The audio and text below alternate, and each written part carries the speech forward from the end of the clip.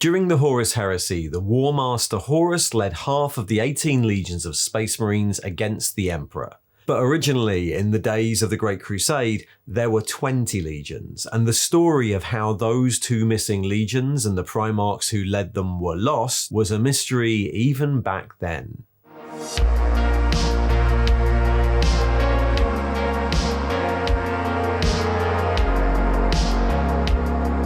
Hiya, welcome back to Heresy 101. So I'm halfway through my look into the origins of the 20 legions of Warhammer's Horus Heresy, and I've reached Legion 11, one of the Lost Legions. Now, I tried to do a history of one of these guys when I did the video on the second Legion, but that ended badly. After all, the Lost Legions are lost. We don't know what happened to them. But there are rumors everywhere. So in this video, I'm going to go through them, all the little lines here and there, all the little bits of information hidden in novels, and see if I can figure out how they all tie together. References to the two Lost Legions have been in 40k since the 1990s. Lists of the 20 legions of Space Marines always have Legions 2 and 11 blacked out, information redacted, all knowledge lost. Originally, this was intended as an easy way for players to come up with their own background and add to the universe, something that's encouraged in all Warhammer games, including the Horus Heresy. But like much of early Warhammer, it's also a historical reference. Rome also had two Lost Legions, destroyed at the Battle of the Teutoburg Forest and then never rebuilt. But anyway, in this setting, the two Lost Legions are a good way to show the ruthlessness of the Emperor and the Imperium, to show that even in a world where Horus and half of the legions committed the ultimate sin and turned traitor, there's still something worse, that there were two legions whose fate was so bad every shred of information on it was obliterated. And for many years, that's all we had. But when the Horus Heresy started being fleshed out with the Black Library novel series and later the Forge World game books, the authors obviously needed to deal with this. The background of those books goes all the way back to the very start of the Imperium, so whatever happened to the Lost Legions is going to be part of that. But through some clever storytelling, they've successfully managed to keep the fate of the Lost Legions a secret, littering all these books with tiny references or half-stories for an obsessive loremonger like me to attempt to reconstruct. So let's have a look at what we know about the two Lost Legions. Right, I've done 10 videos on this, we should know the basic story by now. During the unification of Terra at the end of the Age of Strife, the Emperor and his scientists created 20 Primarchs, demigods to lead his new legions. The Primarchs were scattered through the warp in a great conspiracy, coming to rest on various human worlds, but the Emperor was still able to build all 20 legions from their genetic material, and these legions fought in the unification wars on Terra and then joined the Great Crusade. They spread out across the galaxy to unify humanity, and over the course of that crusade, all 20 Primarchs were found.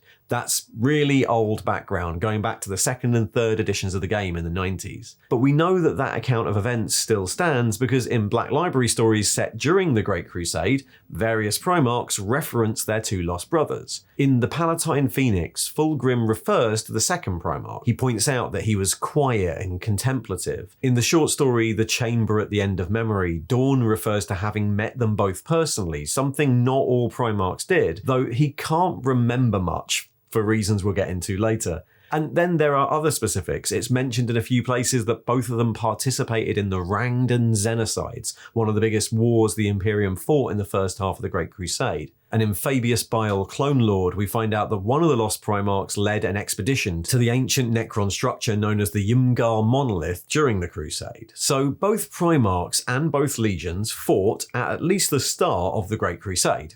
But then something happened that resulted in the 2nd and 11th Primarchs and their legions being sanctioned. We don't know what that was or what form sanction took, we can probably guess, and while both of these sanction events are often spoken about as if they're related, in the book The Lightning Tower, Rogel Dawn, Primarch of the Imperial Fists, remembers them as having two separate tragedies. And that tracks elsewhere. Robert Guillermin of the Ultramarines refers to them as the Forgotten and the Purged, and in the Visions of Heresy books, the 2nd Legion silhouette is listed as File Not Found, and the 11th as Censored. So whatever their separate transgressions, these two legions were declared null. Black scrolls were delivered to their legion homeworlds, like in the short story Lost Sons, where a black scroll is delivered to Baal during the heresy when the Imperium mistakenly thinks that the Blood Angels have been wiped out. An edict of obliteration was then issued that prohibited anyone from talking about them or mentioning them, and all records of them were destroyed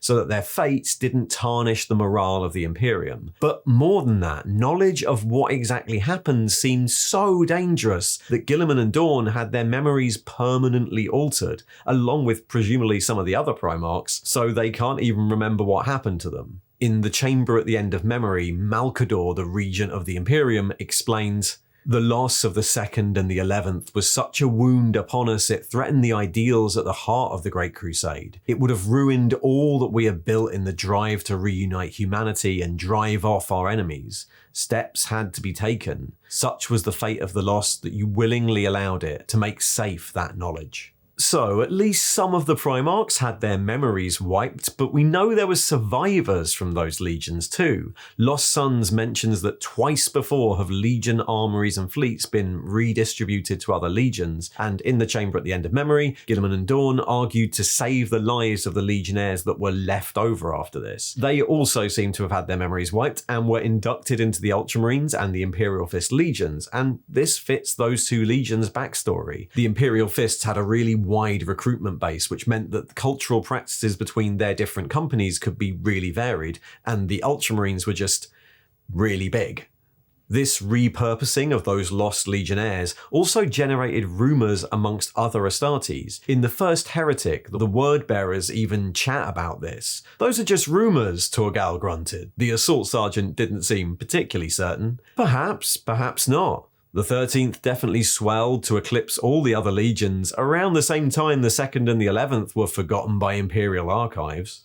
But officially, the legions just ceased to exist, and that's certainly what other people in the Imperium thought. In Slave of New Syria, Lork, the former Legion Master of the 12th Legion, says, "Twice before the Emperor has purged his own progeny and every living soul within the legions that followed them." And that was that. At first it seems a bit ridiculous that entire vaunted Astartes legions can just be forgotten across the Imperium, but we have to remember that the Great Crusade lasted 200 years, and the majority of the Imperium is made up of normal humans with normal lifespans. Even now, it can be hard to find out what happened 50 years ago if no documents remain. And it's not like every common citizen of the Imperium during the Crusade era had an encyclopedic knowledge of the Primarchs and their legions to start with. So, at some point in the early 2nd century of the Great Crusade, they were forgotten.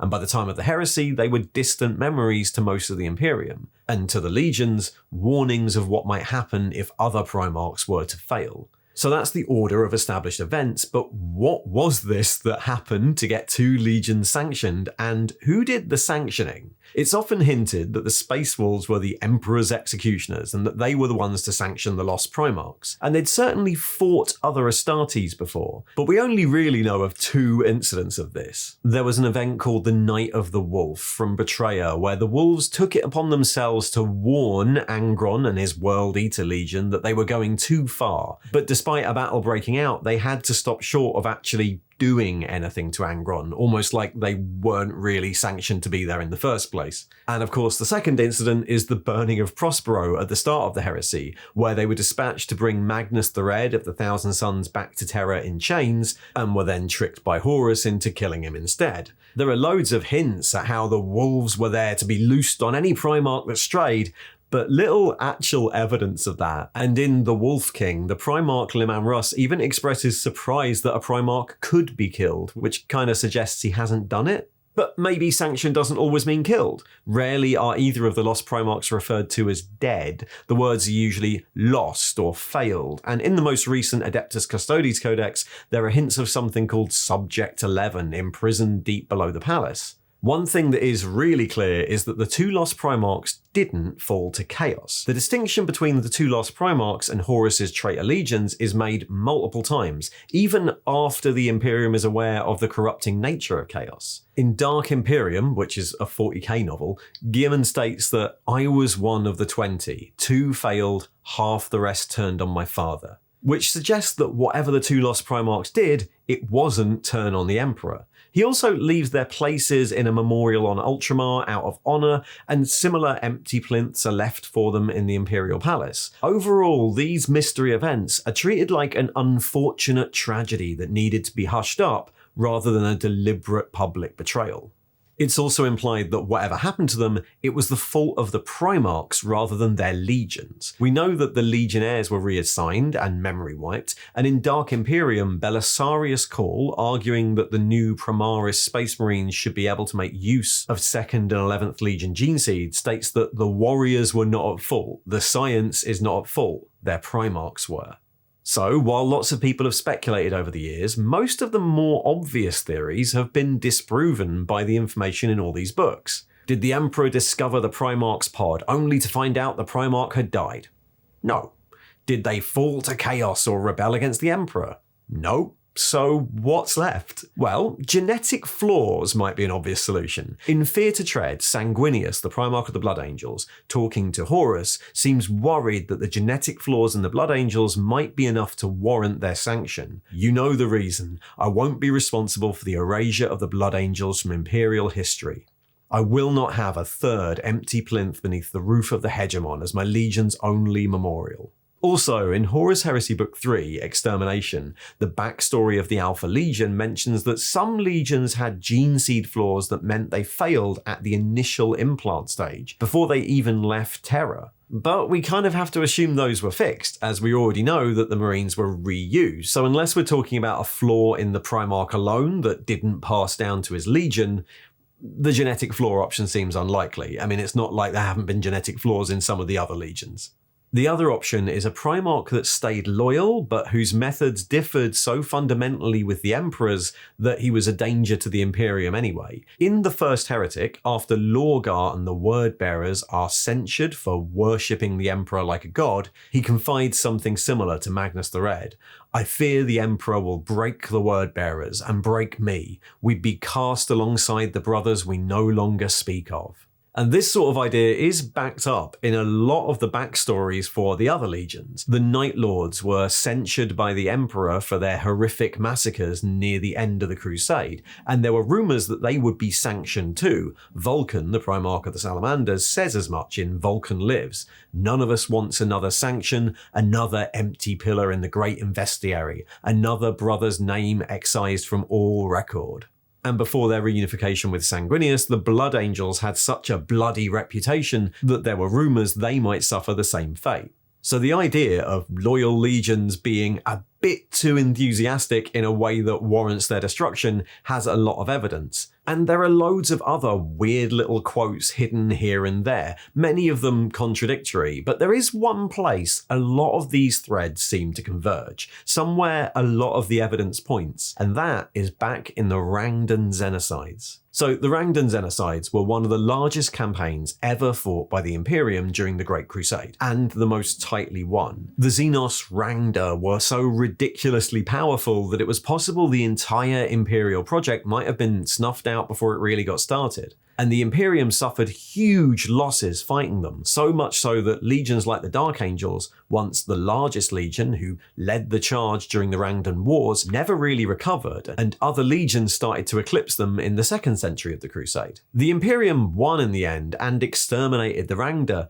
but the idea that the Imperium could have been defeated was damaging enough that the wars were wiped from Imperial records, and by the time of the Heresy, not much is known about exactly what the Rangda were, or why they were such a threat. However, we know that the 2nd and 11th Legions fought in those wars. An article on Regimental Standard, Games Workshop's sort of comedy propaganda site, sneaks in a mention of them in a misprint in the Imperial Infantryman's Uplifting Primer. And the Horus Heresy's History of the Space Wolves gives us a little more detail. Whole expeditionary fleets went to their deaths without a single survivor. Worlds were laid waste. Dozens of Titan legions were obliterated, and by the end, entire Space Marine legions, and a redacted bit, lost to the Imperium. So that's one option, probably the simplest one and the most likely, that one of the lost Primarchs was simply killed in battle. But the book goes on to describe how, at the end of the war, whole human populations had to be purged of the taint of the Rangdan Cerebrivores in case any trace of them was left, and how the Space Wolves were assigned to do this. That's actually how they became known as the Emperor's Executioners. Rangdan Cerebrivores, of course, implies brain eaters, and during the Great Crusade, we know there were plenty of Xenos species who, through mind control or genetic manipulation, ruled over human populations. What if the Rangdan Cerebrivores were so powerful that they managed to infect a Primarch, or defeat a Primarch and infect his legion? That would tie up a lot of the loose ends. A Primarch could fall by being infected by a Xenos parasite or mind-controlled without deliberately turning traitor. They'd be corrupted without the need for chaos, and they could still start out pure and loyal, as is mentioned the 11th did in the First Heretic. That also doesn't require any genetic flaw, but maybe after being infected, the Legion would be unrecoverable and still require purging by someone like the Space Wolves, or its Primarch locked away by the Custodes in the vaults of the palace. And the 2nd and 11th Legion Astartes who weren't present for the Rangdan Wars, who were stationed to other areas of the galaxy, wouldn't be at fault and would still be safe to fold into the Ultramarines, or for call to suggest reviving their gene seed in 40k. And finally, maybe the Rangda was such a horrific example of mind control, such a strange alien species, that even the memory of them could be something that poses a threat. The whole fun of this is that we'll never really know, but if Games Workshop have a plan at all, I think that's where everything's pointing. A conflict against the most powerful alien species in the galaxy, which resulted in Primarchs and their legions being lost, or worse, mind-controlled by the Xenos power. A story so demoralizing to the Imperium that all knowledge of it was concealed in the most permanent way possible, lest the taint of the Rangda return. Or it could have been something completely different, we just don't know. The Lost Legions might have originally been a way of allowing you to build a unique army, but I like the way Black Library dealt with a timeline that inevitably would have to involve them, by making their loss even more mysterious than before. And if Black Library are clever with this, we'll never find out the truth. Thanks for watching. So next video we will return with the World Eaters, but for now there's probably a little legion popping up on the right there, and if you'd like to support the channel, there's a Patreon link below. See ya!